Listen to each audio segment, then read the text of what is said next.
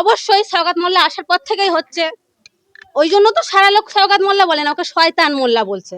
আমাদের আহত মানে একজনের অবস্থা খুব খারাপ, তার অবস্থা এখনো মানে কোনো পাওয়া যায় না। আরো অন্য অন্য দল ছিল, তারা তো এত এরকম অশান্তি করেনি। এই সওগাত মোল্লা যেদিন থেকে আমাদের ভাঙড় এসেছে সেদিন থেকে আমাদের ভাঙড়টা অশান্তি। ওখানে ওই কিছু বাচ্চাদের নিয়ে বাজি ফাটানো কেন্দ্র করে একটা দুটো ফ্যামিলির মধ্যে একটু কথা কাটাকাটি হয়। টিএমসি বড় বড় নেতাদের উস্কানিতে এই পরিস্থিতি এতটা খারাপের দিকে। আজ আইএসএফ এর কেউ বাড়িতে থাকতে পারছে না, বাড়িতে নেই। পুলিশের তরফ থেকে কোনো খবর পাওয়া যায়নি কেসের, কিন্তু ওরাই এসে প্রচার করছে টিএমসিরা যে এর নামে কেস দিয়েছি আমরা এমএলএ এর নেতৃত্বে, সেটাও ওরা বলছে। আমাদের উপরের নেতৃত্ব কেউ দিয়েছে কি জানি না, কিন্তু যেটা আমার ফ্যামিলিতে হয়েছে সেটুকুই আমি জানি। যখন এত কিছু ঝামেলা হয়, আমার ফ্যামিলির সঙ্গে তো কোনো কিছু নয় না, সেখানে বাচ্চারা আমার ফ্যামিলির কেউ, বা বাজি ফাটানো নিয়েও কিছু না, কিন্তু সব কেস ঘুরে সে যেহেতু আমার শ্বশুর মেম্বার বিরোধী দলের, সব কিছু আমাদের নামেই হয়। রাত্রেবেলা 1:15-র দিকে সম্ভবত তখন টিএমসির কিছু বহিরাগত এমএলএর নেতৃত্বে, যেটা ওরাই বলছে সেটা ফুটেজ রয়েছে, সওগাত মোল্লা প্রধানের, বর্তমান ভোগালী 2 প্রধানের স্বামী এবং কলেজে কর্মরত, ওনার নাম রাজু, সম্ভবত চিরঞ্জিত মণ্ডল বলে কিছু, আমাদের গেটে লাথি মারে, তাদের হাতেও লাঠি ছিল। পুলিশ যখন তাদের বারণ করে যে আমাদের উপস্থিতিতে করো না, যেহেতু সিসিটিভি ক্যামেরা আছে, ওরা তারপরে বলে যে আমাদের কাজ আমরা করব, পুলিশের কাজ পুলিশ করবে। তাহলে কি পুলিশ এখানে ব্যর্থ? 2-3 গাড়ি পুলিশ আসার পরেও ওইজন কাউকে আটকাতে পারলো না, ওরা অনেকক্ষণ ছিল 2-3 ঘন্টা। আমার এই 9 মান্থ প্রেগনেন্সি, ওদের মানে ভয়ে আমার শ্বাসকষ্ট শুরু হয়ে গিয়েছে, তাও আমি হসপিটালে যেতে পারিনি। কেউ নেই তো বাড়িতে, ওরা ভয় দেখাচ্ছে। আর কোনো কিছু না, সে কারা বাজি ফাটালো, কারা মারপিট করলো, মাথা ফাটলো, কোনো কিছুই আর না। এখন হচ্ছে আমার শ্বশুর আর আমার হাজবেন্ডকে অ্যারেস্ট করতে হবে, এই দাবি ওদের। কারণ হচ্ছে এই যে ওরা আর দুর্নীতি করে খেতে পাচ্ছে না, গ্রামে গরিব মানুষের রক্ত চুষতে পারছে না, সেগুলো এই বিরোধী দলনেতা তো আটকাচ্ছে। কোথায় জমি দখল করে রেখেছে সেগুলো বার করছে, এগুলো মেনে নিতে পারছে না। নাহলে গত পঞ্চায়েত এবং লোকসভাতে যারা রাতারাতি আমাদের বাড়িতে আসে রাতের অন্ধকারে আইএসএফ করবে বলে, আমার শ্বশুরের সঙ্গে বলে গ্রামের লোক দেখতে পাবে বলে রাতের অন্ধকারে আসে, তারা হঠাৎ করে কি করে টিএমসি হয়ে যায়? তাও এত প্রথম সারির নেতা, যেখানে কুদ্দুস বাবু বলে যে লোকটা কলেজের একটা বড় বাবু, তার কাজ কি আর সে করছে কি গ্রামে? রাত 1টা-1:30টার সময় যেখানে বাড়িতে কোনো পুরুষ নেই, মহিলা রয়েছে, সেখানে বাইরে দুষ্কৃতি এনে আরেকজন, যেটা পঞ্চায়েতের প্রধানের স্বামী, তার কাজ কি? পঞ্চায়েতের কাজ কি? প্রধানের কাজ কি? তারা সেসব না করে তারা আজ কি করছে? পুলিশ কত ছিল? পুলিশ অনেকজনই ছিল, প্রায় 3 গাড়ি মতো পুলিশ ছিল, পুলিশের সামনে উপস্থিতিতেই। পুলিশের সামনে পুলিশ বলছে যে পুলিশের কাজ পুলিশ করুক, আমাদের কাজ আমরা করব। কি ধরনের কথা এটা? কাশীপুর থানা কি তাহলে ব্যর্থ, কাজ করতে পারছে না, যেখানে এতগুলো পুলিশ উপস্থিত ছিল? হ্যাঁ, 8টা থানা করার পরে তো মানুষ একটু আশা জেগেছিল যে এবার আমরা নিরাপদ পাবো। তারপরেও তো কি হচ্ছে আমরা তো কিছু বুঝতেই পারছি না। ফোন করছি রাতের বেলা পুলিশকে, আমাদের ফোন করার আগে বলছে হ্যাঁ হ্যাঁ আমরা ফোন পেয়ে গিয়েছি, যাচ্ছি। তাহলে সবকিছু নিশ্চয়ই গঠাভাবেই হচ্ছে।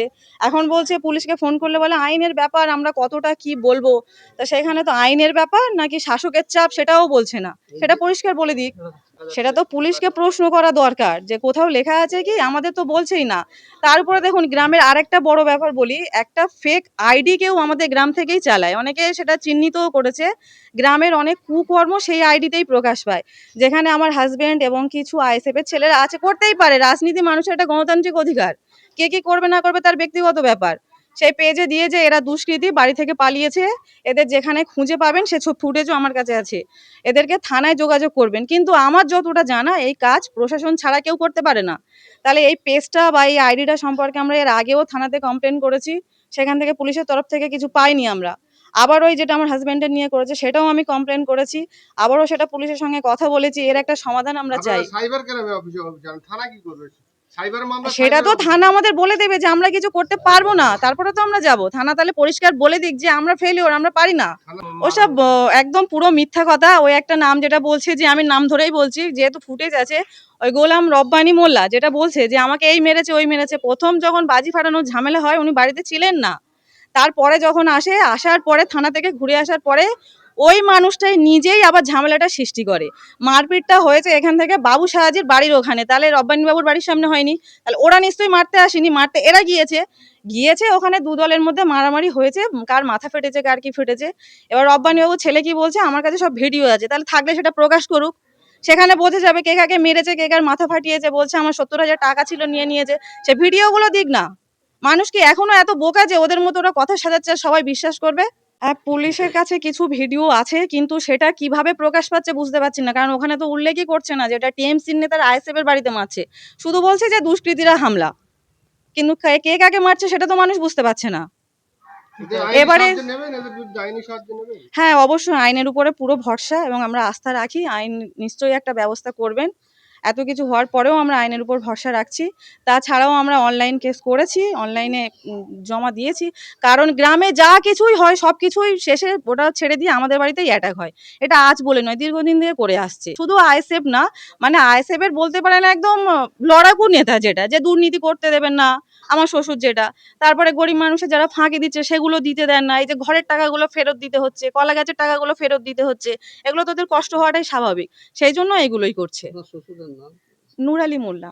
না, বাড়ি নেই। যেহেতু ওরা এসে প্রচার করছে, পুলিশের তরফ থেকে জানানো হয়নি, কিন্তু ওরা এসে বলছে যে এমএলএর নেতৃত্বে আমরা কেস দিয়েছি, অনেক কেস দিয়েছি, কেউ বাড়ি থাকতে পারবে না। তারপরেও কি ওরা আবার ফোন করে করে খবর দিচ্ছে কারা বাড়িতে আছে, কারা বাড়িতে থাকছে না। এই যে খেটে খাওয়া, সারাদিন খেটে এসে মানুষগুলোকে রাত্রেবেলা পুলিশ এসে এত নির্যাতন করছে কিসের জন্য? তারা তো কোনো তো প্রমাণ নেই তাদের বিরুদ্ধে।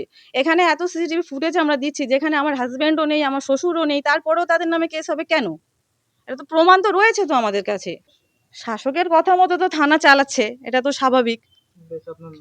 শামিমা খাতুন, ভুমরু। একটা বিষয় কি বলুন তো, প্রথমে আমাদের গ্রামে মানে শাসক দলের নেতারা ওনারা কোনো ইস্যু খুঁজে পাচ্ছে না। প্রথমে আমাদের এখানে যে ওই আইএসএফ তোমার স্টেজে যে পতাকা ছিল ওটা পুড়িয়ে দিল প্রথমে।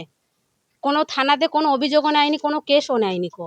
তারপরে ওরা তো কোনো অভিযোগ, ওরা তো কোনো ইস্যু পাচ্ছে না, যে কোনো একটা ইস্যু নিয়ে মারামারি কাটাকাটি হানাহানি হবে, বাড়িতে পুলিশ যাবে, এমনকি আমাদের হুমকিও তার আগে দেখিয়েছে, রাতের ঘুম হারাম করে দেবো।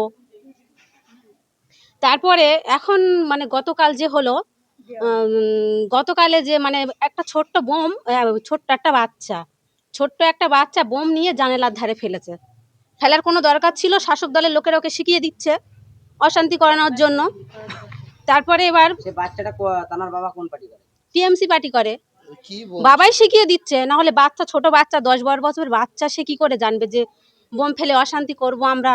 আমাদের আইএসএফ তৃণমূলের মধ্যে ফিকশন বাদিয়ে ঘরে থেকে সব মানে মহিলাদেরকে এ করা হবে, পুরুষদেরকে সব ঘর ছড়া করা হবে, রাতে আমাদের ঘুমোতে দিচ্ছে না, পুলিশ যাচ্ছে আমাদের বাড়িতে, কেন এসবগুলো হবে কেন? কিসের জন্য? আমরা তো জানি না ওরা যে পুলিশ কি ক্রিমিনাল তার তো আমরা পুলিশ থাকলে তার একটা নাম্বার প্লেট থাকবে, তার ব্যাস থাকবে, কোনো কিছুই নেই। সাধারণ ড্রেস, এমনকি আমার ঘরের তালাও ভেঙেছে। আমার ঘরের তালা ভেঙে গিয়ে খাটের তলা সব জায়গায় লাইট মেরে মেরে দেখছে। কেন আমরা কি চোর? আমার স্বামীরা কি চোর না ডাকাত না আসামি? এইগুলো হবে কিসের জন্য? কিসের জন্য হবে এগুলো? এগুলো কিসের জন্য করবে শাসক দল? কেন এখন ওনাদের রাজত্বটা ওনাদের হাতে আছে বলে সেই জন্য? একদিন আমাদেরও সময় আসবে, এটা কিন্তু জেনে রাখা দরকার তাদেরকে। এগুলো তো অন্যায়, এই অন্যায় কাজগুলো করছে কেন ওনারা? এবার বাচ্চাটাকে তো দিয়ে মেরেছে, তারপরে এবারে যে মানে আমাদের আইএসএফ এর লোকেরা এসে বলছে যে এটা কেন করলো, জানালার ধারে মেরেছে, আমাদের ঘরে মারবে দুদিন পরে। এর কি কোনো গ্যারান্টি আছে নাকি যে আমাদের ঘরে মারবে না? এবারে যে মানে যে বাচ্চার বাবা টিএমসির যে আর কি লিডার কি নেতা, যাওখাক কর্মী, যাওখাকটা হবে আমি জানি না সঠিকটা, কিন্তু উনি টিএমসি পার্টি করে। তারপরে এবার যখন আইএসএফ এরা এসে ওনাকে বললো যে আপনার বাচ্চাটা এরকম করেছে, দুদিন পরে তো আমাদের ঘরেও ফেলতে পারে, আমরা তো ঘর দরজা ধরে তো পুড়ে মরে যেতে পারি, আমাদের কোনো আছে নাকি? তারপরে ওই ওই মানে যে এখানে সিসিটিভি ফুটেজ আছে, আপনারা দেখতেও পারেন চেক করে। সিসিটিভি ফুটেজেও আছে যে তোমার ওই বাচ্চার, যে বাচ্চাটা বোম ফেলেছে, ওর বাবা ওর মা যে দুজন কর্মী তারা এসছিল, তাদের কেমন ইট দেখিয়ে মারতে গিয়েছে, ইট নিয়ে ফুটেছে আছে, বলে তোদের মেরে ফেলে দেবো। সে নানা রকমের মানে ওদের যা ভাষা, ওদের তো ভাষার কোনো সীমা সংখ্যা শেষ নেই, সীমা সংখ্যা কোনো শেষ নেই। এরকম ভাবে মানে আমাদের গ্রামটা অশান্তি করছে। সওগাত মোল্লা ভাঙড়ে আসার পরে কি অশান্তি না এর আগে? অবশ্যই সওগাত মোল্লা আসার পর থেকেই হচ্ছে, ওই জন্য তো সারা লোক সওগাত মোল্লা বলে না, ওকে শয়তান মোল্লা বলছে। কেন বলছে বলুন তো? ওনার ব্যবহারে। এর আগে তো আরো সিপিএম ছিল, আরো অন্য অন্য দল ছিল, তারা তো এত এরকম অশান্তি করেনি। এই সওগাত মোল্লা যেদিন থেকে আমাদের ভাঙড়ে এসেছে সেদিন থেকে আমাদের ভাঙড়টা অশান্তি। ছেলেগুলো সব বাইরের মাঠে এখান সেখান রাত কাটাচ্ছে, মহিলারা আমরা ঘরে শান্তিতে থাকতে পারছি না। কেন আমাদেরকে শান্তিতে থাকতে দেবে না? এই সওগাত মোল্লা কি মনে করেছে, কি কি ভেবেছে কি আমাদেরকে? আমরা ভাঙড়ের লোক সব একতা আছি, বুঝিয়ে দেবো 26-এর গণতন্ত্রে ওকে আমরা বুঝিয়ে দেবো এই যে মিথ্যা কেস হচ্ছে, আগামী দিন কোনো আন্দোলনের নামার কোনো চিন্তা ভাবনা? অবশ্যই নামবো, কেন নামবো না? আমাদের স্বামীদেরকে, আমার স্বামীরা যায়নি সেখানে, জানেই না কিছু, বাড়ি কাজ করছিল, তারা এমনি সাধারণ কাজ করে, দলে যায় না কেন যায়, মানে সব সময় না, ওসব ঝুট ঝামেলায় যেতে চায় না কো। আমাদের আইএসএফ এর লোকেরা কিরকম বলুন তো, দলের লিডাররা সবসময় অশান্তি শান্ত করতে চায়, কোনো অশান্তি চায় না, তারা সবসময় চায় মিটিয়ে দিতে। আর এই টিএমসি লিডারগুলো যা আছে কি বলুন তো, এরা সবসময় অশান্তিটা পাকিয়ে দিয়ে এদেরকে কখনো জেলে ভরবো, দেখেছেন তো আগে 21-এ ভাইজানকে বা 42 দিন জেল খাটিয়েছে। এদের একটা পেশা আছে, আমাদেরকে মানে এইরকম উত্তেজিত করে আমাদেরকে ভয় দেখানোর।